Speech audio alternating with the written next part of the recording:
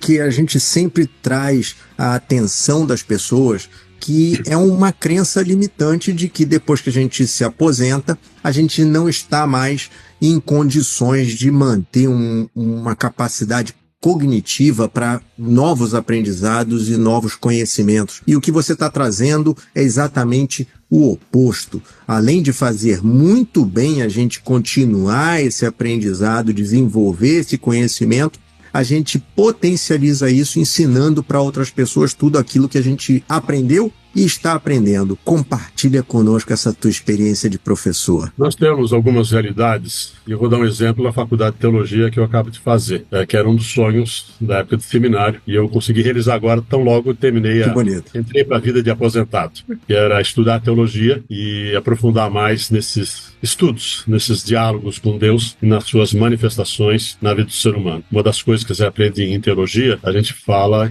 do capax Dei, o ser humano é capaz de entender as relações com Deus. E essa relação espiritual, Felipe, também tem crescido muito, e principalmente nesse momento que a gente avança para idades mais longevas. E nos grupos que eu participo, uma das coisas que a gente sempre fala com frequência é o seguinte: ciências médicas mas uma espiritualidade firme e madura levam à longevidade. Recentemente, a Sociedade Brasileira de Cardiologia no Brasil, para você ter ideia, criou a cadeira de espiritualidade. Os cientistas médicos hoje, as ciências médicas hoje aqui, certamente no mundo, olham com uma profundidade muito grande sobre o que acontece em alguns casos em que há uma força que exige, que atua e que transforma a vida de uma pessoa, principalmente na cardiologia. Porque isso tem gerado o seguinte: o resultado direto disto, ou um dos resultados que a gente pode dizer, é a perspectiva de vida hoje da sociedade brasileira está aumentando cada vez mais. Então nós temos um volume de pessoas altamente capacitadas a contribuir para a sociedade brasileira de uma forma edificante, com o conhecimento adquirido ao longo de tantos anos de atividades profissionais, as suas mais variadas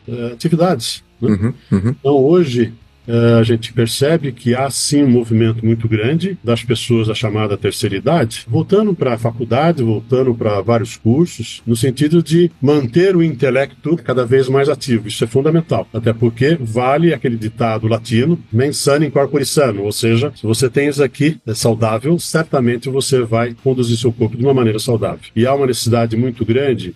Ainda há pouco a gente falava sobre os serviços de voluntariado.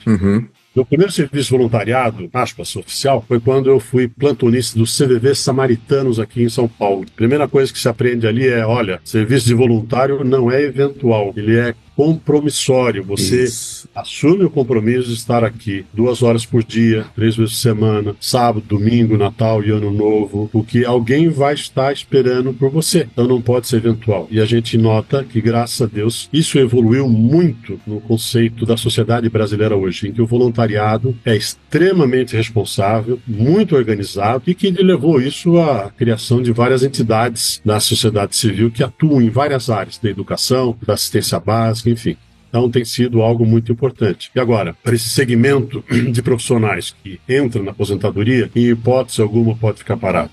É muito conhecimento, é muita tecnologia, é muita força viva que não pode ficar atrofiada. Muito pelo contrário, tem que continuar, porque as perspectivas dos 100 anos é mais real do que nós imaginamos, viu? Com certeza. E falando já sobre terceiro setor, sobre voluntariado, queria aproveitar também o teu conhecimento sobre a fundação que você dirigiu dentro da GM, também você fez parte da organização, do desenvolvimento dessa fundação, e eu lembro várias vezes quando você vinha para nós e falava: a gente não vai lá simplesmente dar dinheiro, a gente não vai lá e simplesmente leva o alimento, a gente tem uma contribuição para que cada uma das entidades que a gente ajuda, ela tenha capacidade de se organizar, de ter uma gestão profissionalizada. Não é porque é terceiro setor que tem que ser uma coisa amadora. Então, existia essa visão que você traz aí, tanto do ESG de dentro da empresa, como da tua própria formação acadêmica e profissional. Como que foi essa tua experiência dentro da fundação, junto com esse terceiro setor? Você acaba de dizer, existe uma visão do voluntário que às vezes esquece que ele não está simplesmente fazendo uma coisa amadoristicamente. Ele tem que se comportar também de uma forma profissional para levar essa ajuda a outras pessoas, a outras instituições, da mesma maneira que ele desempenha a sua jornada laboral. Como é que, o que você traz da tua experiência, da tua bagagem para a tua vida, dessa experiência na Fundação GM? Ô Felipe, excelente a sua lembrança. Aliás, um dos projetos mais gostosos, mais empolgantes que eu trabalhei na minha estada como profissional de GM foi a instituição do Instituto Cultural e Filantrópico General Motors.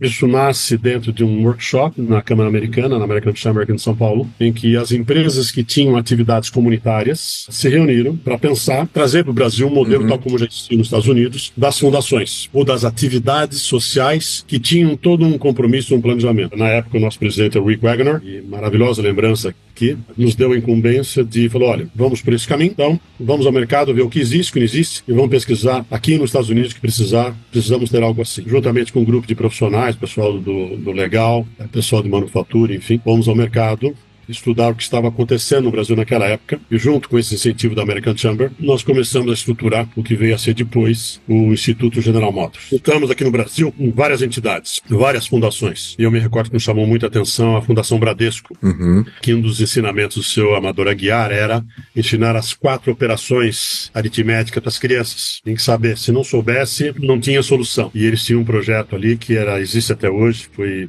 maravilhoso e aprendemos muito com eles. Visitamos também o Instituto Alcoa, Alcoa da Billington, e ali moldamos o que veio a ser depois o Instituto Cultural e Filantrópico General Motors. Já tínhamos nessa linha de ação algo que mais tarde veio a ser conhecido, como é conhecido hoje, o ESG, né? Onde você atua e como você transforma o seu ambiente, o seu mais amplo espectro. A decisão que nós passamos a estudar tinha uma preocupação muito grande, que era construir casas para alguns dos nossos empregados, porque moradia era um problema para muitos deles que moravam em favela, inclusive. Nós pesquisamos muito nisso, tinha um projeto aqui na cidade de São Paulo, chamado Projeto Singapura, em que tinha esse viés de facilitar a moradia a um baixo custo, a pessoa pagava, enfim. Pesquisamos bastante nisso, mas aprofundando os estudos, Felipe, a gente viu que nós tínhamos um gap muito grande na área educacional e analfabetismo de jovens, inclusive. A opção final foi dedicar o Instituto General Motors a concentrar suas contribuições na fase da educação. E atuamos em diversos projetos educacionais,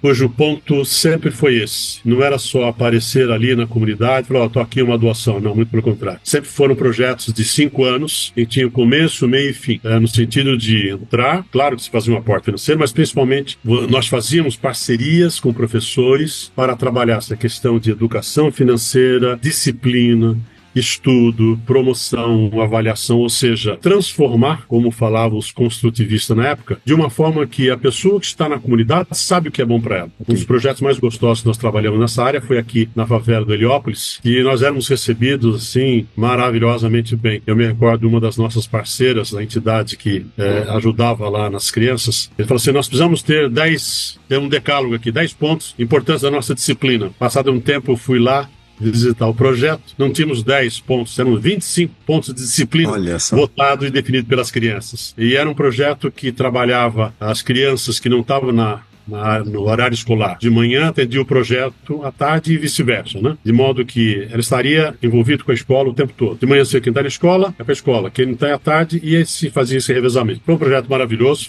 deu grandes resultados, e aí nós fomos para outros projetos, porque essa era a visão, não ficar o tempo todo numa comunidade. Desenvolvemos junto com a doutora Ruth Cardoso o projeto de analfabetismo, que era outra grande preocupação no Brasil, o analfabetismo para jovens, né?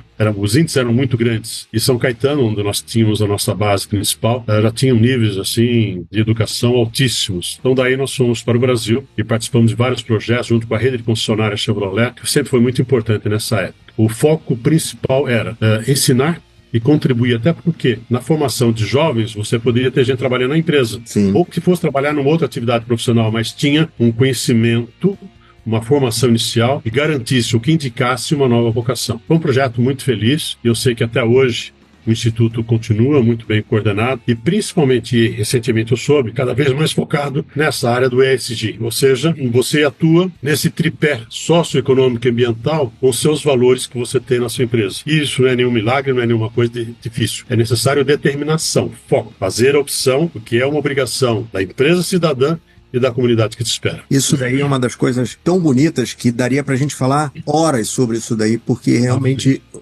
não é... As pessoas às vezes se enganam em termos de, mas você não vai mudar o mundo.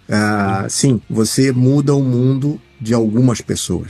E o toque, ele acaba sendo multiplicador, então a gente não pode, de modo algum, desprezar essas iniciativas, muito pelo contrário, a gente deve aprender com elas e ver esse sucesso que representa na vida de algumas pessoas, que mudou a realidade dessas pessoas que participaram, que foram privilegiadas, foram tocadas aí por esse tipo de iniciativa. Realmente, cada vez mais ter o terceiro setor profissionalizado com essas bases como uma empresa facilita e leva cada vez mais isso daí. Hoje em dia a gente vê iniciativas como a Gerando Falcões e outras fundações que têm esses princípios de ESG levando cada vez mais esse tipo de gestão do terceiro setor a sério, tendo resultados cada vez melhores. E é muito bonito ver essas sementes que foram plantadas aí desde a década de 80, 90, 2000 da empresa cidadã, da visão da empresa cidadã e não simplesmente uma coisa demagógica, uma coisa que era um modismo, né? Foi incorporada não só pela empresa, mas pelos funcionários, pelos empregados que trabalhavam na empresa. Você coloca muito bem, porque essas organizações, no Brasil principalmente hoje, estão extremamente fortalecidas em princípios muito rígidos, seja pela transparência, seja pela governança corporativa, pelas suas responsabilidades civis, e são resultados mensuráveis. Depois daquele grupo que foi criado na American Chamber, esse grupo de fundações e entidades que tinham ações sociais, foi constituído o GIF, e existe até hoje. GIFE, Grupo de Institutos e Fundações e Empresas, e lidera praticamente todo esse terceiro setor com normas, com cursos, de forma que cada vez mais a atuação do terceiro setor no Brasil não seja algo casuístico, mas muito pelo contrário, algo que veio para ficar, é permanente, tem atuado fortemente na transformação social que nós temos no Brasil, principalmente na área da educação e na área da saúde. Se a gente fosse hoje trazer aqui um dado, eu digo para você que a grande revolução na história recente do Brasil são as entidades da sociedade civil que estão no terceiro setor. Um voluntariado cada vez mais sério, cada vez mais comprometido e que também tem grande repercussão nas empresas. Porque os colegas de trabalho querem saber que nas suas comunidades estão atuando, estão transformando. Então isso é de um valor enorme, seja do ponto de vista social, seja do ponto de vista econômico e, claro, cidadão, né?